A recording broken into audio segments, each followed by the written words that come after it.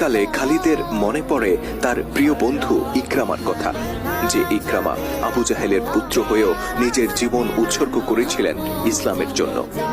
মনে পড়ে আরেক বন্ধু আমর বিন আস আর নিজের বিশ্বস্ত সহযোগী কাকা বিন আমরের কথা। খালিদের সবচেয়ে ঘনিষ্ঠ সহযোগীদের মধ্যে এই দুজনেই কেবল তখন বেঁচে ছিলেন। বাল্যবন্ধু ওমর ইবনুল খাত্তাবের প্রতি খালিদের অভিমান ছিল সবচেয়ে বেশি। ওমরই তাকে বরখাস্ত করেছিলেন, কিন্তু সময়ের ব্যবধানে ওমরের প্রতি তার সব অভিমান দূর হয়ে যায়। হৃদয়ের গভীরে জায়গা করে নেয় প্রিয় বন্ধুর প্রতি শ্রদ্ধা আর ভালোবাসা। খালিদ উপলব্ধি করেন ওমর একজন শ্রেষ্ঠ মানুষ, তিনি সর্ব অবস্থায় ন্যায়ের উপর প্রতিষ্ঠিত। খলিফা ওমরের ন্যায় বিচারে মুগ্ধ খালিদ জীবনের সায়াহ্নকালে বলেছিলেন, সেই আল্লাহর